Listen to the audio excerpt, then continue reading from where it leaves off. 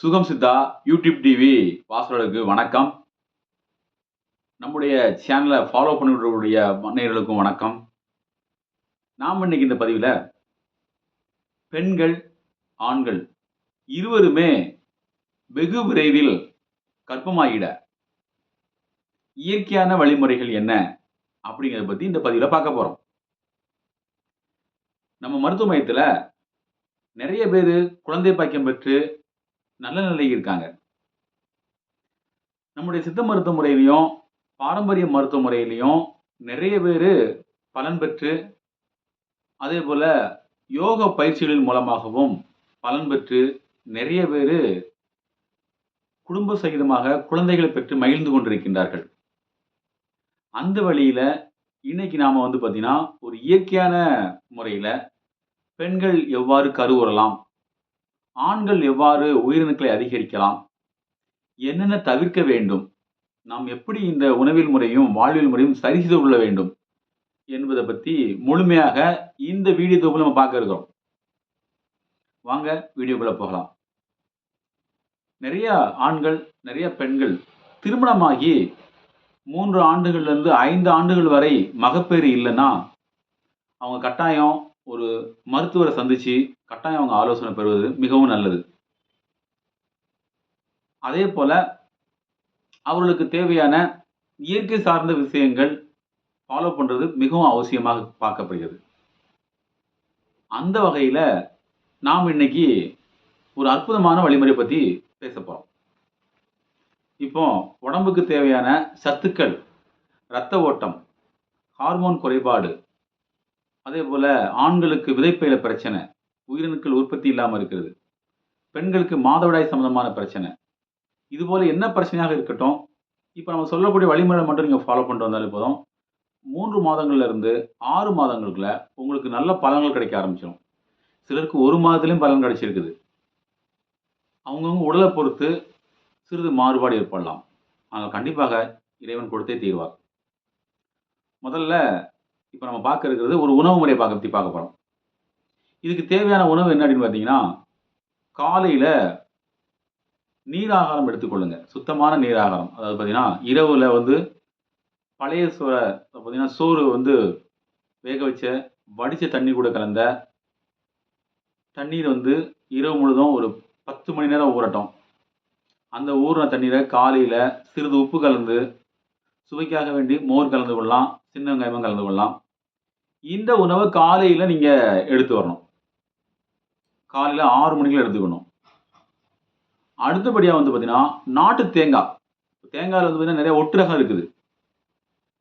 நெட்டை குட்டை, அதே போல் நெட்டை, அது மாதிரி இருக்குது. அதில் பாரம்பரியமாக இதுக்கு நல்லா பலன் கொடுக்கக்கூடிய என்னன்னு கேட்டிங்கன்னா நாட்டு ரக தேங்காய். நாட்டு ரக தேங்காய் எப்படி கண்டுபிடிக்கலாம் அப்படின்னு பார்த்தீங்கன்னா, மரம் நல்ல உயரமாக இருக்கும். நல்லா மரம் பார்த்தீங்கன்னா அந்த தண்டு பகுதி நல்லா கருப்பாக இருக்கும். காய் சின்ன சைஸாக இருக்கும். உள்ளே பார்த்தீங்கன்னா அதனுடைய சுவை பார்த்தீங்கன்னா அதிகமாக இருக்கும். இதில் கொஞ்சம் பழமையான நாட்டு மர தேங்காயை நீங்கள் தேடி கண்டுபிடிச்சி எடுத்துக்கங்க. இதில் அரை பங்கு அளவு, ஒரு முழு தேங்காய் எடுத்திங்கன்னா அரை மூடி தேங்காய்னு சொல்லுவாங்க, அல்லது அரை மூடி தேங்காய் சொல்லுவாங்க. அதை நல்லா கீறி எடுத்து வச்சுக்கோங்க. ஒரு பேரிச்சம்பழம் 5லிருந்து 10 வரைக்கும் எடுத்துக்கலாம். இந்த பேரிச்சம்பழத்தை தேன், அதாவது பார்த்தீங்கன்னா தேன் கலந்து சாப்பிடலாம், இல்லை அப்படியே சாப்பிடலாம். இது கூட சுவைக்காக வேண்டி நல்ல இரும்பு சத்து உள்ள பழங்களில் சப்போட்டா பழம் பார்த்தீங்கன்னா நல்ல பலன் கொடுக்கக்கூடியது. இந்த சப்போட்டா இதை ஒரு 2 பழம் அல்லது 3 பழம் எடுத்துக்கோங்க. இப்போ இதை காலை உணவாக எடுத்துக்கங்க. இதுதான் உங்களுக்கு காலை உணவு. இதுக்கப்புறம் பார்த்தீங்கன்னா ஒரு 2 மணி நேரம் இங்கே எந்த உணவுமே எடுக்கக்கூடாது. டீ, காப்பி எதுவுமே கிடையாது. 2 மணி நேரம் எதுவுமே கிடையாது. அதுக்கப்புறம் பார்த்தீங்கன்னா நீங்கள் ஒரு 12 மணி 1 மணிக்கு பிறகு நல்ல சமைச்ச சாதங்கள், மாப்பிளை சம்பா, சிகப்பு அரிசி, கருப்பு கவுனி அரிசி, அதுபோல் நம்ம நாட்டு ரக அரிசிகள், இதில் எது வேணாலும் நீங்கள் எடுத்து பயன்படுத்திக்கலாம். நல்லா காய்கறி சேர்த்துக்குங்க, கீரைகளும் சேர்த்துக்குங்க. பழங்கள் பார்த்தீங்கன்னா ஒரு 3 மணிக்கு போல் எடுத்துக்கோங்க. முளைகட்டி தானியங்கள் கிடைச்சா ஒரு 3 மணிக்கு போல் எடுத்துக்கோங்க. மாலையிலையும் இதே மாதிரி உங்களுக்கு என்ன உணவு வேணுமோ எடுத்துக்கோங்க. இதுதான் உங்களுக்கு உணவு முறை. அதுக்கப்புறம் பார்த்தீங்கன்னா காலையில் ஒரு உடற்பயிற்சி அல்லது மாலையில் உடற்பயிற்சி, ஒரு 8 வடிவில் போட்டு நடக்கிறது, நல்லா தோப்புக்கரணம் போடுறது, உட்கார்ந்து உட்கார்ந்து எழுதிக்கிறது. இது எல்லாமே செஞ்சுவாங்க. இது வந்து இயற்கை சார்ந்த வழிமுறைகள். அதுக்கப்புறம் தவிர்க்க வேண்டிய உணவுகள் அப்படின்னு பார்த்தீங்கன்னா, பாட்டில்ல அடைச்ச அதாவது பேக்கிங் செய்யப்பட்ட எந்த உணவுகளையும் பயன்படுத்தாதீங்க. மைதா மாவில் செய்யப்பட்ட உணவுகள தவிர்த்துருங்க. அதாவது இன்றைய காலகட்டங்கள்ல பிராய்லர் கோழி, அதிகமான வெப்பத்தை தரக்கூடிய பிராய்லர் கோழி, பிராய்லர் முட்டைகள தவிர்க்கிறது மிகவும் நல்லது. விதை உள்ள பழங்கள சாப்பிடுங்க. பச்சை வெண்டைக்காய் 2 வெண்டைக்காய் சேர்த்துக்கங்க. தினமும் காலையில அல்லது மாலையில 2 சின்ன சின்ன வெங்காயம் சேர்த்துக்கங்க. அதுக்கப்புறம் பெண்கள் வந்து பார்த்தீங்கன்னா, கடைபிடிக்க வேண்டிய ஒரு சின்ன வழிமுறை. நெறைய பெண்களுக்கு மாதவிடாய் ஒழுங்கா வரலாம், வராம இருக்கலாம். அவங்களுக்கு என்ன பிரச்சனை இருந்தாலும் சரி பரவால்ல. அரச மரத்து இலை கொழுந்து இருக்கு பார்த்தீங்களா? இத வந்து அரைத்து, ஒரு பட்டாணி அளவு அதாவது பார்த்தீங்கன்னா, ஒரு சின்ன எலுமிச்சை அளவு எடுத்து, பசு மோர்ல கலக்கி காலையில எடுத்துக்கங்க. இப்படி ஒரு 9 நாள் எடுங்க. அப்போ ஒரு 15 நாள் கேப் விடுங்க. ஒரு 10 நாளுக்கு அப்புறம் திரும்ப எடுத்துக்கங்க. இந்த மாரி ஒரு மாதத்துக்கு 2 முறை எடுத்துக்கலாம். இப்படி எடுத்து வரும்போது பார்த்தீங்கன்னா, 2, 3 மாசங்கள்ல நீர் கட்டி இருந்தா கரைஞ்சிரும். சதை கட்டி இருந்தா கரைய ஆரம்பிச்சுரும். மாதவிடாய் ஒழுங்கா வர ஆரம்பிச்சுரும்.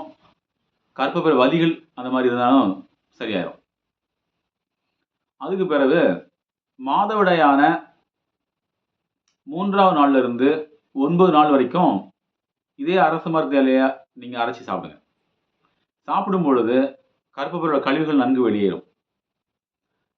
பெண்களுக்கு ஏற்படக்கூடிய உடல் உஷ்ணத்தினால் ஏற்படக்கூடிய வெப்பம், வெள்ளை வெள்ளை, மூளைச்சூடு அது எல்லாமே குணமாக ஆரம்பிச்சுரும்.